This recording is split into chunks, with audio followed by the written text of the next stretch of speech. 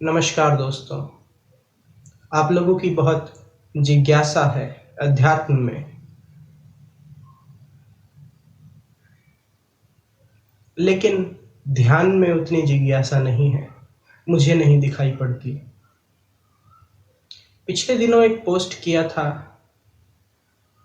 कि अगर ध्यान के संबंध में कुछ लोग कोई जिज्ञासा रखते हों, पुराने ऐसे पोस्ट पर 10, 20, 30 कमेंट आराम से, 40 कमेंट आराम से आते हैं, लेकिन इस पोस्ट पर 1 या 2 लोगों ने कमेंट किया बस।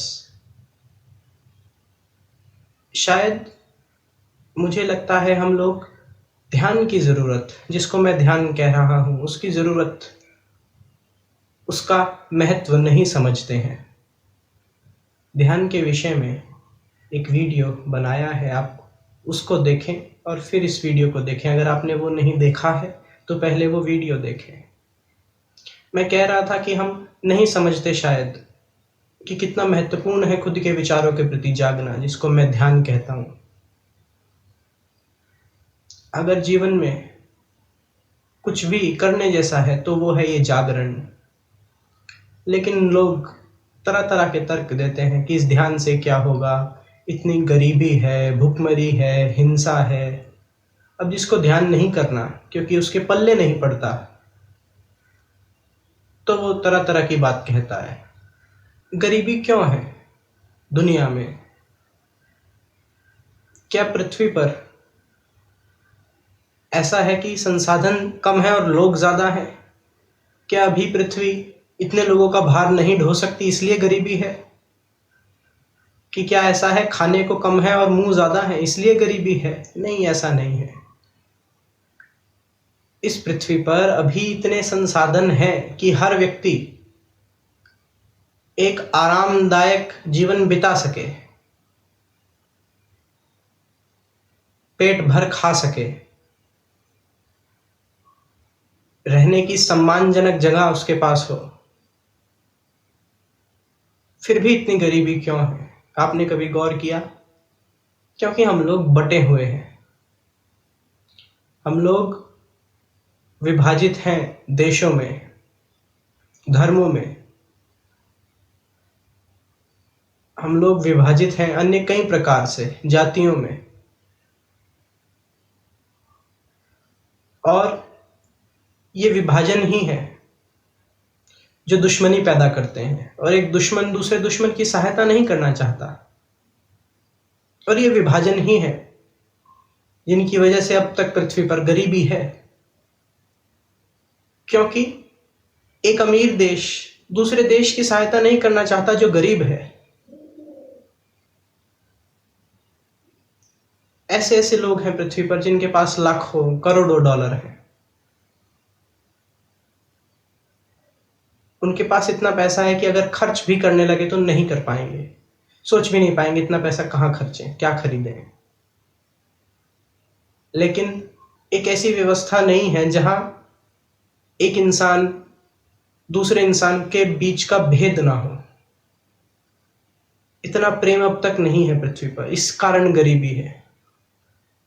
और ये भेद क्यों है, ये विभाजन क्यों है? क्योंकि हमारा मन चीजों को बांटता है। आध्यात्मिक जीवन, सांसारिक जीवन, पब्लिक लाइफ, प्राइवेट लाइफ, ये सब बंटवारे हैं जिनकी कोई जरूरत नहीं है। भारतीय, अमेरिकी, चीनी, फ्रांसीसी, ये सब बिना बात के बंटवारे हैं, जिसकी वजह से पृथ्वी पर गरीबी है। जब तक हम इन बंटवारों को नहीं लांग लेते तब तक गरीबी रहेगी। और बंटवारे क्यों हैं? क्योंकि हम अंदर से बटे हुए हैं। हम उस यंत्र के साथ काम करते हैं इस जगत में जिसका काम ही है बांटना। तो जब तक उस यंत्र के प्रति एक समझ विकसित नहीं होगी, तब तक गरीबी रहेगी इस दुनिया में। तो ध्यान ही है जिससे आप उस यंत्र के प्रति जागरूक हो सकते हो। और जब आप अपने अंदर से बंटवारे को मिटा देते हो तो दुनिया सुधरनी शुरू हो गई। अपना सुधार ही संसार की सबसे बड़ी सेवा है। दुनिया सुधरनी शुरू हो गई जिस क्षण आपने अपने अंदर की नफरतों को हटा दिया, अपने अंदर के बंटवारों को लांघ लिया। सुख की तरंगे आपसे निकलने शुरू हो जाएंगी और लोगों तक पहुंचेंगी। अगर कोई बदलाव आएगा तो ऐसे ही आएगा। बीमारियां क्यों हैं? अभी जो बीमारी चल रही है, पहल चाइनीज सरकार ने सोचा कि इस बीमारी के बारे में दुनिया को ना बताया जाए, इस बीमारी को छुपाया जाए। ऐसा करने की उन्होंने कोशिश भी की। मैंने सुना है कि वहां के एक डॉक्टर ने अपना वीडियो बनाकर जब इंटरनेट पर डाला तो इस वायरस की जानकारी लीक हुई। फिर चाइनीज सरकार को सामने आना पड़ा कि हाँ, ऐसा कोई वायरस है। ईरान के लोग जो हैं, वहां पर कुछ लोग इस वायरस को अमेरिका की और इजराइल की साजिश बता रहे हैं। अमेरिका का राष्ट्रपति इसको चाइना की साजिश बता रहा है। हम लोग इस वायरस का सामना कर पाने में भी असक्षम हैं, जबकि हमारे पास पर्याप्त साधन है, पर्याप्त विज्ञान है, पर्याप्त धन है, पर्याप्त संसाधन है, लेकिन फिर भी इस वायरस का सामना मनुष्य नहीं कर पा रहा क्योंकि लोग बटे हुए हैं। अब भी लोग एक दूसरे पर इल्जाम लगा रहे हैं। सिलसिला जारी है और कोरोना वायरस बटा हुआ नहीं है। जब तक इंसान बटा हुआ है तब तक भुखमरी रहेगी, तब तक बीमारियां ज्यादा होंगी, बीमारियां अपना प्रकोप ज्यादा दिखाएंगी, तब तक हिंसा होगी, तब तक गरीबी होगी।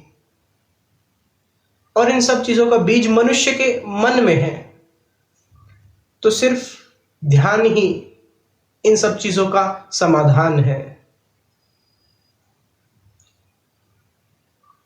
मैंने सुना है कि समाधि शब्द का अर्थ जो है वो समाधान ही होता है।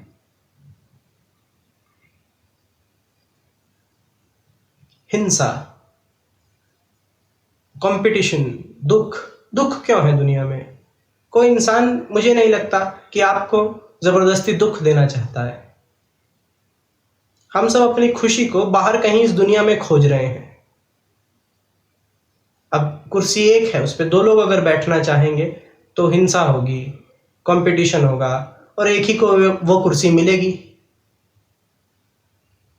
अगर एक ही पोस्ट है नौकरी की और उसके लिए 1000 लोग खड़े हैं तो कंपटीशन है, और जिन 999 लोगों को वो कुर्सी नहीं मिलेगी, वो नौकरी नहीं मिलेगी, वो सोचेंगे कि हमारे साथ बड़ा बुरा हुआ, वो दुख में चले जाएंगे, क्योंकि उन्हें लग रहा था कि नौकरी मिलने से उन्हें सुख मिल जाएगा, कुर्सी मिलने से सुख मिल जाएगा, बाहर कहीं सुख है। और जब सब बाहर की तरफ दौड़ते हैं तो कंपटीशन होता है।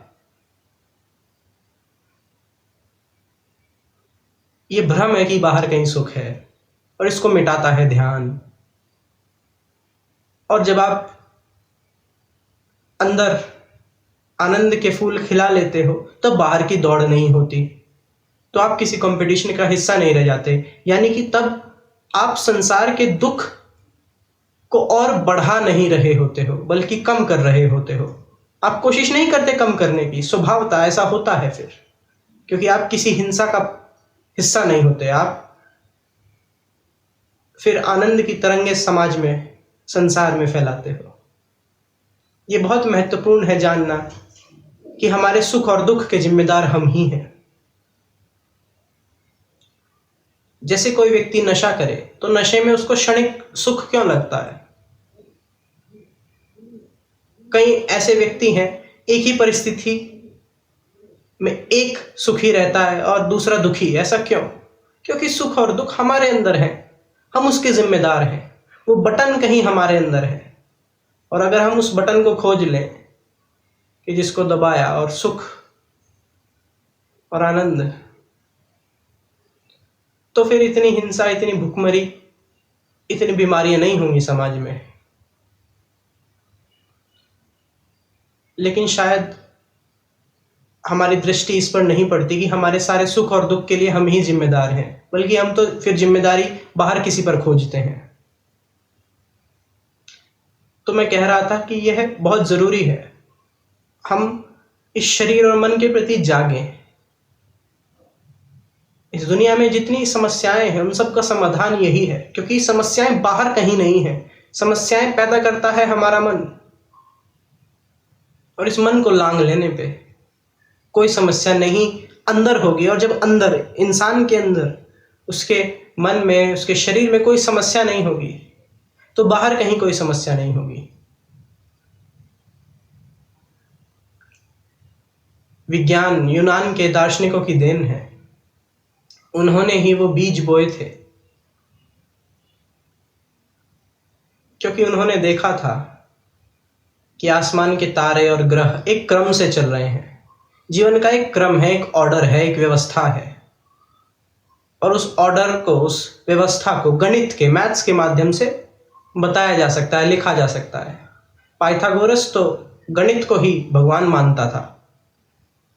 कहने की बात ये कि इस दुनिया में इतनी व्यवस्था दिखती है, इतना ऑर्डर, इतनी डिटेल दिखती है, इतनी बारीकियां हैं, ये दुनिया इतनी सुसज्जित है। एक एक इंसानों को छोड़ करके एक एक पक्षी, एक एक पत्ते में उसका रंग, उसका रूप, एक एक फूल में उसका जो टेक्सचर है, उसका जो होना है, उसकी जो सुगंध है, इतनी बारीकियां, इतनी व्यवस्था।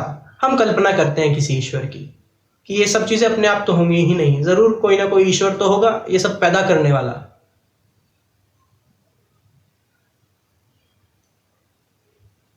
ऐसी कल्पनाएं की जाती रही हैं कि ईश्वर ही तो होगा, और फिर उस ईश्वर को हम बाहर ही खोजते हैं। हम उस ईश्वर को उसकी बनाए हुए क्रम में खोजते हैं। लेकिन ये जो व्यवस्था हमको बाहर दिखती है इस दुनिया में, ये हमारी ही वजह से है।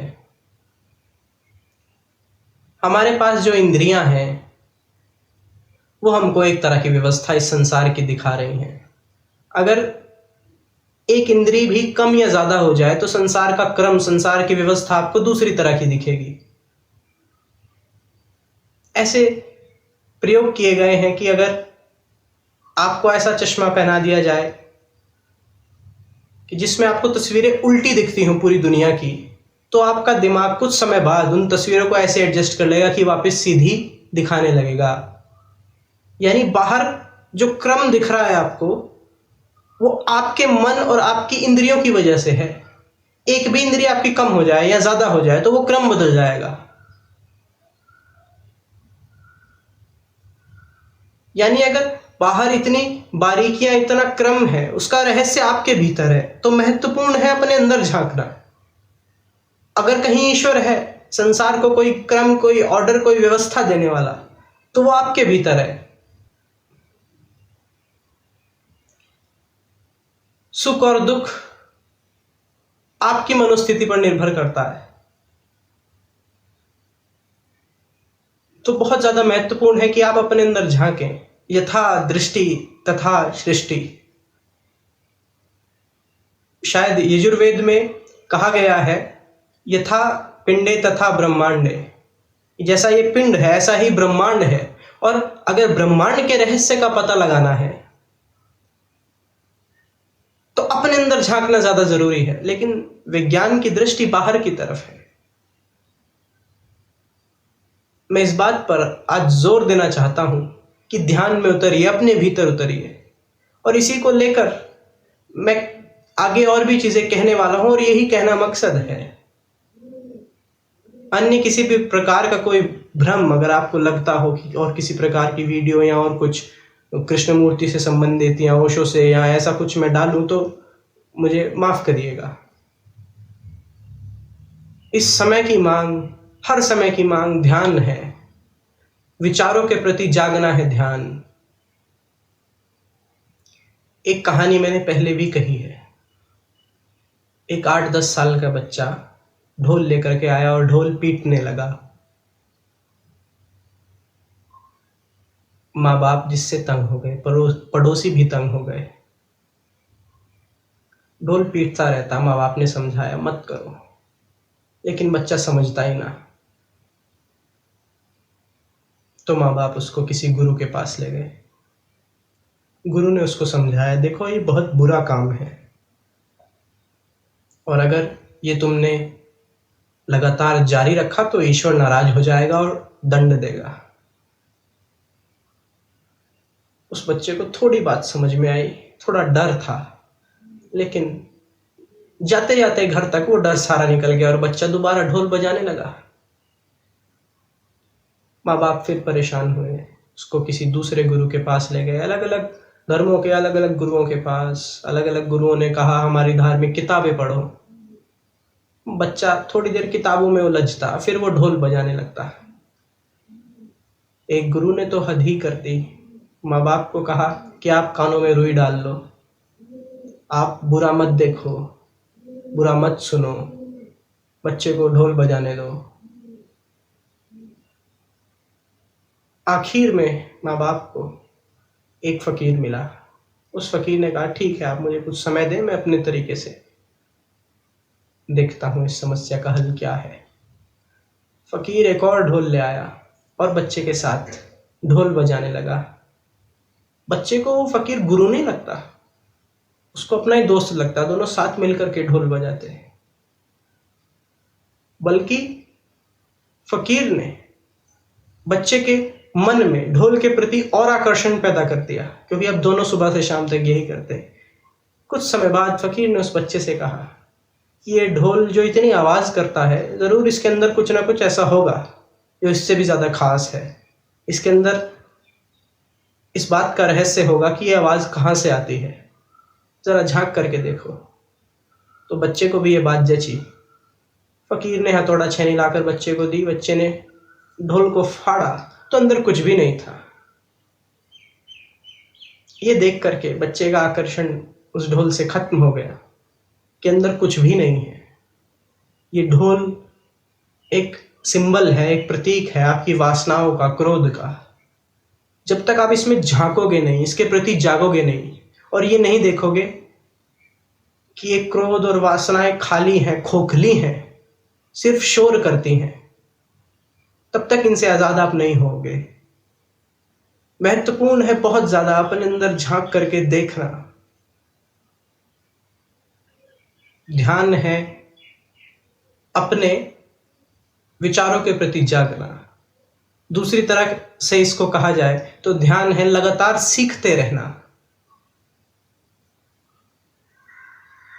जिस सीखने में और व्यवहार में अंतर नहीं होता, ध्यान है लगातार सीखते रहना, और इस सीखने में और क्रिया में कोई अंतर नहीं है। कहने का मेरा मतलब है कि आप आमतौर पर जो चीजें सीखते हो वो आपको अपने जीवन पर लागू करनी पड़ती हैं। यानी व्यवहार में और आपकी सीखी गई बात में एक अंतर, एक डिस्टेंस बना रहता है। आपको चीजें जबरदस्ती अपने जीवन पर लागू करनी पड़ती हैं। ध्यान है इस प्रकार का सीखना कि जीवन में वो स्वयं ही लागू हो जाए, जबरदस्ती ना करनी पड़े, तनाव ना डालना पड़े। देखिए, सीखना क्या होता है? सीखना होता है नजरिए में एक बदलाव। जैसे किसी धर्म में कोई बच्चा पैदा हुआ, एक धार्मिक परिवार में कोई बच्चा पैदा हुआ, उसके माँ बाप ने उसको ये सिखाया कि दूसरे धर्म के लोग ठीक नहीं होते, अच्छे नहीं होते। तो बच्चे का एक झूठा नजरिया बन गया। उसको इस नजरिए को अलग रख देना होगा, इस झूठे नजरिए को अलग रख देना होगा, अगर उसको ये सीखना है कि दूसरे धर्म के लोग कैसे होते हैं। ऐसे ही ध्यान को अभी मैंने कहा कि ध्यान है सीखना, जिस सीखने और क्रिया में कोई अंतर ना हो। इस ध्यान के लिए जरूरी है कि आपने ध्यान के बारे में जो भी जाना है आप उसको अलग रख दो। अब तक ध्यान के बारे में आपने जो भी समझा है उसको आप अलग रख दें।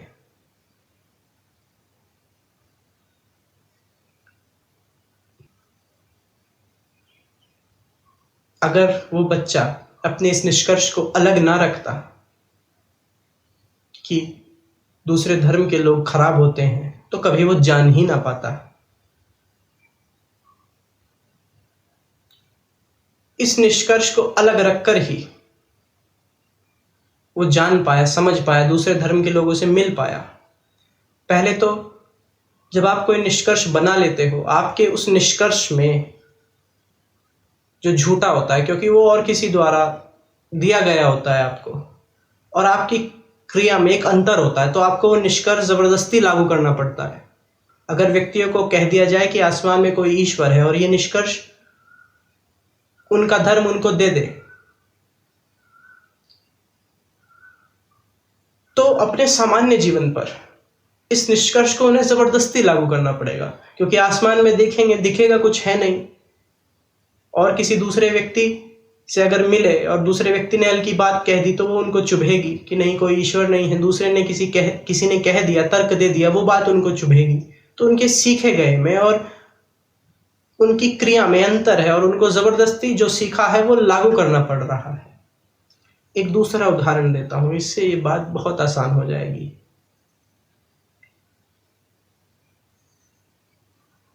एक छोटा बच्चा है, बातचीत समझता है, भाषा समझता है। सामने आग जल रही है जिसके, अब आग रंग बिरंगी, लाल, नीला, पीला रंग आग में, नारंगी रंग आग में, लपटें जैसे नाचती हुई आसमान की तरफ को जाती हुई। तो वो बच्चा जिसको ये नहीं पता कि आग गर्म है, जिसको गर्मी का एहसास नहीं है अब तक, आग के प्रति आकर्षित होगा। अगर उसके पिताजी उसको मना करें कि आग के पास मत जाना, आग गर्म है, तुम्हें जला देगी, इन शब्दों का उस बच्चे के लिए कोई मतलब नहीं होगा, क्योंकि उसको किसी भी गर्मी का कोई एहसास नहीं है। तो उसने अपने पिताजी से जो सीखा, एक तरफ तो आग उसको खींच रही है अपनी तरफ, आकर्षित कर रही है, और उसने जो अपने पिताजी से सीखा, इसको लागू करने के लिए वो एक तनाव में आ जाएगा, क्योंकि एक तरफ तो उसका मन खिंच रहा है आग की तरफ, दूसरी तरफ उसके पिताजी ने उसको कुछ बताया। अब उसके अंदर एक कन्फ्लिक्ट पैदा हो गई, एक तनाव, एक द्वंद्व पैदा हो गया, और उसने जो सीखा है उसको जबरदस्ती अपने पर थोपना पड़ेगा, अपने जीवन पर थोपना पड़ेगा। जबरदस्ती वो खुद को रोकेगा आग के पास जाने से। लेकिन अगर वो बच्चा थोड़ी हिम्मत करे, अपने पिताजी की सिखाई हुई बातों को ताक पर रख करके, अलग हट करके उनको छोड़ करके, नकार करके आग के पास जाए, हल्का आग को छुए, अब खतरा तो है, इसमें दुर्घटना हो सकती है, लेकिन अगर हल्का आग को छुए और उसका हाथ हल्का जले भी तो उसको पता लग जाएगा गर्मी क्या है। अब वो गर्मी के साथ अपने प्रयोग कर सकता है। अब उसका बोध है, अब उसको पिताजी के ज्ञान की जरूरत नहीं है, अब उस बच्चे का अपना बोध है। सीखना होता है नजरिए में बदलाव। पहले आग के प्रति जो उसका नजरिया था उसमें अब बदलाव आ गया। पहले आग उसको अपनी तरफ आकर्षित करती थी, लेकिन अब नहीं कर रही, यानी बच्चे का जो आग के प्रति नजरिया था उसमें बदलाव आ गया। सीखना होता है नजरिए में बदलाव, और ये बदलाव तभी आ सकता है जब पुरानी सिखाई गई बातों को आप छोड़ सकें, क्योंकि पुरानी सिखाई गई बातें बोध से रहित होती हैं, उनमें बोध नहीं होता है।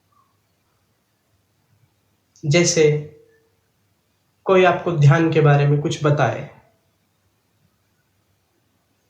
कोई आपको बताए कि अपने मन पर कैसे काबू करना है, अपनी इच्छाओं पर कैसे काबू करना है, तो आप ये सीखोगे और फिर अपने मन पर इसको थोपोगे, अपनी इच्छाओं पर, अपने जीवन पर इसको थोपोगे, तो आपके अंदर भी उसी बच्चे की तरह एक द्वंद्व, एक तनाव, एक जबरदस्ती पैदा होगी। लेकिन अगर आपने अपनी इच्छाओं के बारे में जो भी सीखा है उसको छोड़ दो, आप उसको भुला दो। अपने मन के बारे में जो भी आपने शास्त्रों से, धर्मों से सीखा है, उसको जब आप भुला दोगे तो पहली बार, भुलाने का अर्थ है जब आप उसके प्रति जाग जाओगे, उसको नकार दोगे, तो पहली बार आप उसमें झांक पाओगे। जब पहली बार आप आग को छुओगे, अपने अंदर इच्छाओं की जो जलती हुई आग है, जब पहली बार आप उसके प्रति जागोगे, उसको पहली बार छुओगे, तब आपको एक बोध प्राप्त होगा कि ये क्या है। जीवन की उस अंदर जलती हुई आग के प्रति जो भी आपने ज्ञान इकट्ठा कर लिया है,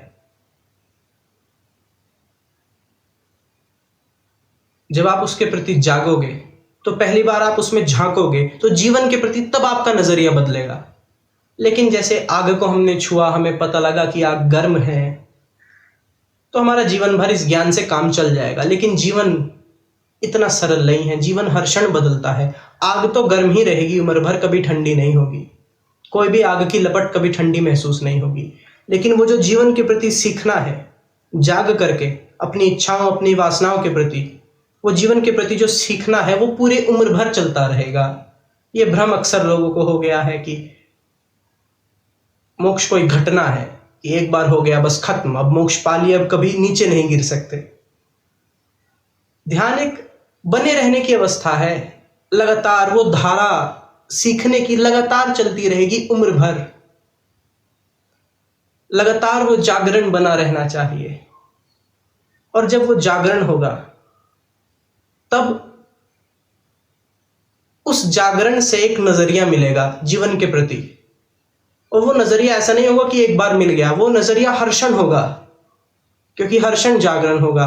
और उस नजरिए से ही आप बर्ताव करोगे। जैसे आग गर्म है तो आप उस आग को जाकर नहीं छूते हो, क्योंकि आपके मन में उस आग के प्रति एक नजरिया है। ऐसे ही अपनी इच्छाओं के प्रति, अपने मन के प्रति जब आप जागोगे तो आप उचित व्यवहार करोगे। तब जो भी व्यवहार होगा वो उचित होगा, क्योंकि वो एक नजरिए से, एक दृष्टि से हो रहा है, सिर्फ सीखा गया नहीं है। उस व्यवहार में जो भी होगा उचित है। उस व्यवहार में प्रेम होगा जो ध्यान से उपजेगा। अभी जो लोग जीवन को बरतते हैं वो शब्दों से सीखते हैं, लेकिन ध्यान एक सीखने की ऐसी क्रिया है, सीखने की ऐसी प्रक्रिया है जिसमें सीखने और व्यवहार में अंतर नहीं होता। तो जब आप मन में लगी आग के प्रति जागोगे, उसको छुओगे, तो आपका नजरिया बदलेगा, और तब जो व्यवहार होगा वो उचित है। अक्सर लोग पूछते हैं उल्टे सीधे सवाल कि सामने आपकी बंदूक लेके आ गया तो भी क्या आप प्रेम की, ध्यान की बात करोगे? तो क्या करोगे आप? यानी वो पूछ रहे हैं कि उनको प्रिपेयर होना है, उनको तैयार रहना है, उनको तैयार होना है कि जब सामने बंदूक लेके आ जाए तो कैसे जिया जाए। लेकिन जब आप अपने मन के प्रति जागोगे तो उस जीने में ही व्यवहार होगा, उस जीने में ही एक क्रिया होगी, उस सीखने में ही एक क्रिया होगी। तब जो भी होगा वो उचित होगा, क्योंकि वो खंडित नहीं होगा, क्योंकि वो विभाजित नहीं होगा। पूछा है एक व्यक्ति ने कि ध्यान के बारे में और विस्तार से बताइए। जब भी कोई वैज्ञानिक ज्ञान इकट्ठा करता है तो वो वैज्ञानिक प्रयोग से करता है, एक्सपेरिमेंट से करता है। एक्सपेरिमेंट क्या है? ऑब्जर्वेशन अंडर कंट्रोल्ड कंडीशन, यानी निरीक्षण एक नियंत्रित वातावरण में। यानी वैज्ञानिक अपने विश्वास को, अपनी धारणाओं को प्रयोग के नतीजे पर नहीं पड़ने देता, अपने प्रयोग के नतीजे को प्रभावित नहीं होने देता किसी विश्वास से, किसी धारणा से। मैं ऐसा पहला व्यक्ति नहीं हूं जो कह रहा है अपने भीतर जाओ, वहां समाधान है, वहां समाधि है। पहले भी बहुत लोगों ने कहा है, लेकिन जो सुनने वाले हैं वो अक्सर जो नियम बाहर की दुनिया के प्रति बरतते हैं, जब वो अपने अंदर झांकते हैं तो वे वही नियम बरतते हैं। बाहर की दुनिया में खाली जगह है आपके और दूसरी चीजों के प्रति। ऐसे ही आप अपने मन में एक जगह का निर्माण करते हो। कहने का अर्थ ये कि एक घर है, एक घर की दीवारों और आपके बीच खाली जगह है। जितना बड़ा घर होगा उतने ही आपके रहने में आराम होगा। अगर एक कमरे में जिसमें 2 लोग आराम से रह सकते हैं, हम 4 लोगों को रुकवाएं तो वहां दुख होगा, तनाव होगा। ऐसे ही आप अपने मन में एक, मानिए तो एक घर का निर्माण करते हैं। आप अपने मन में जो ज्ञान इकट्ठा कर रहे हैं, ऐसा समझे कि आप एक घर का निर्माण कर रहे हैं।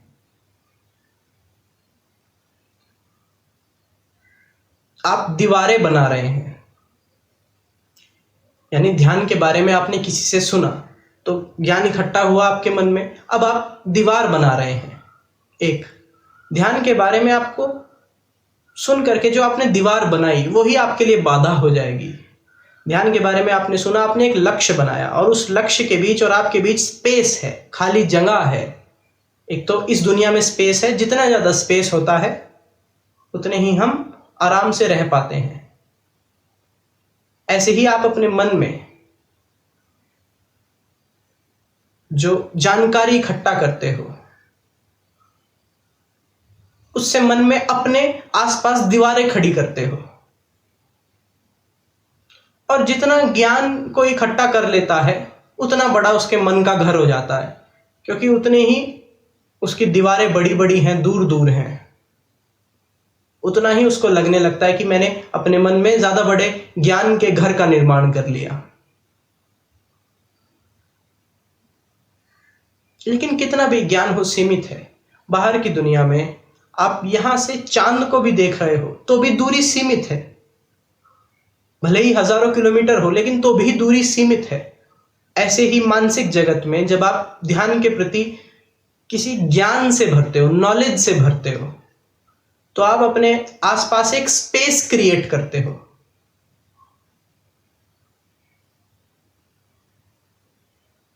कितना भी बड़ा हो वो स्पेस, ध्यान के बारे में आप कितना भी जानते हो तो भी आप अपने को बांध रहे हो उस घर में, उस कोठरी में, क्योंकि ज्ञान कभी भी पूरा नहीं हो सकता, सीमित है हमेशा ज्ञान। तो आप अपने को बांधते हैं, एक स्पेस क्रिएट करते हैं, एक दीवार खड़ी करते हैं, और उस दीवार के सापेक्ष ही आप होते हो कि हाँ, ये मुझे ध्यान के बारे में ज्ञान है, मुझे यहां तक पहुंचना है।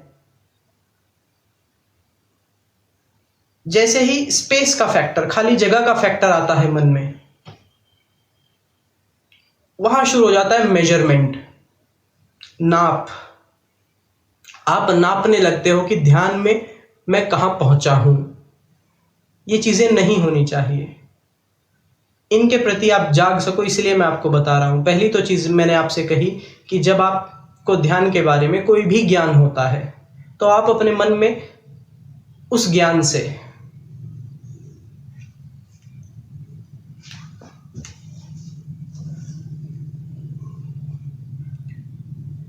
खुद ही को बांधने के लिए दीवार खड़ी कर लेते हो।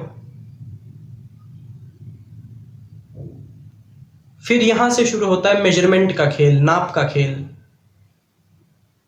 आप जिस छवि में बंध गए हो उसी से अब नापना शुरू करते हो। दूसरे किसी व्यक्ति को देखते हो कि हाँ, ये ध्यान में इतना उतर चुका है और मेरे को इससे ज्यादा उतरना है, या मैं इससे कम उतरा हूं, ये मुझसे एक सीढ़ी ऊपर है, मैं इससे एक सीढ़ी नीचे हूं।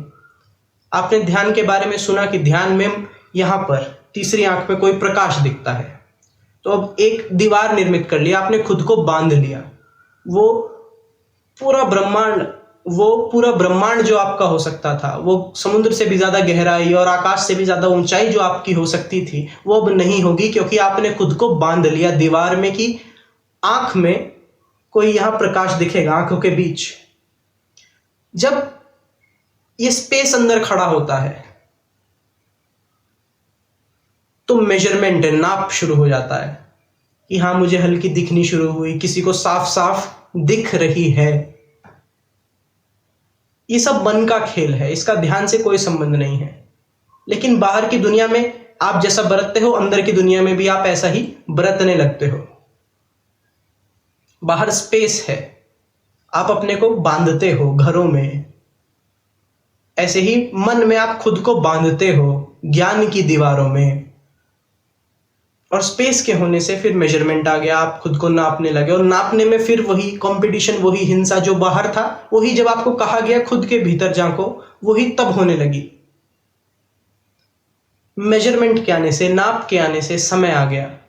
समय का अर्थ हुआ जैसे जैसे बाहर चीजें बदलती हैं, आप कहते हो समय बीत रहा है।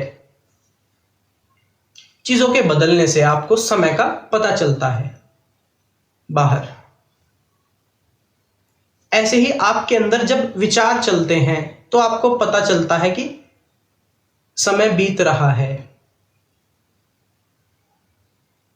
और फिर इस समय का प्रयोग करते हो आप किसी लक्ष्य तक पहुंचने में। कहने का मतलब आपके मन में लगातार विचारों की जो श्रृंखला बनी हुई है, वही समय है, वही टाइम है। फिर उसका प्रयोग आप करते हैं कि कल मेरे मन में ये विचार चल रहे थे, अब ये चल रहे हैं, अब मैं उस परफेक्ट आइडिया के, उस परफेक्ट थॉट के इतने पास हूं, 1 साल में, 2 साल में मैं वहां पहुंच जाऊंगा। आप फिर समय का प्रयोग करते हैं। समय जो है विचारों का लगातार बदलना, फिर आप उसका प्रयोग करते हैं। लेकिन समय आपको कहीं पहुंचाने वाला नहीं है, क्योंकि समय सिर्फ और सिर्फ विचारों का बदलना है, विचारों के प्रति जागरण नहीं। मैं जिसको ध्यान कह रहा हूं, जो ध्यान है वो नहीं। आप इस बाहर के जगत में ऐसा बर्ताव करते हो जैसे आसपासी चीजों से अलग हो, और ऐसा करना भी पड़ेगा अगर आपको फंक्शनल रहना है, व्यवहारिक रहना है। अगर आपको सामने कुर्सी पर बैठना है तो आप ऐसा बर्ताव नहीं कर सकते जैसे कुर्सी और आप एक ही हो। लेकिन यही डिवीजन, यही विभाजन हम अपने मन में भी लेकर के चलते हैं। हम खुद को अलग कर लेते हैं अपने विचार से, और फिर विचार की दीवारें अपने आसपास खड़ी कर लेते हैं, जिसमें हम खुद को बंद कर लेते हैं। और फिर हम नापने लगते हैं कि मेरी विचार की दीवारें दूसरे से इतनी ऊंची अभी हैं। और फिर हम समय का इस्तेमाल करते हैं कि इतने समय बाद मेरी विचार की दीवारें इतनी ऊंची हो जाएंगी। हो भी जाएंगी तो क्या, वो विचार के प्रति जागरण नहीं है। ये जो डिवीजन है, आपने खुद को अपने ही विचारों से अलग कर लिया कि मैं अलग हूं, मेरा मन अलग है, मेरे विचार अलग हैं। ये बहुत खतरनाक है, ये झूठी है, ये भ्रम है। ध्यान है अद्वैत। और ये जो द्वैत आप खड़ा करते हो बाहर के जगत से, वो जरूरी है आपके व्यवहारिक जीवन में, लेकिन मानसिक जगत में ये जरूरी नहीं है, ये झूठा है। जब आप ये देख पाते हो, the observer is the observe, मानसिक जगत में कोई द्वैत नहीं है, तब वहां पर टाइम, नाप, समय, मेजरमेंट नहीं होता। तब वहां पर स्पेस नहीं होता। तब आप मुक्त होते हो, और तभी आप जाग पाते हो विचारों के प्रति, जो कि असल ध्यान है।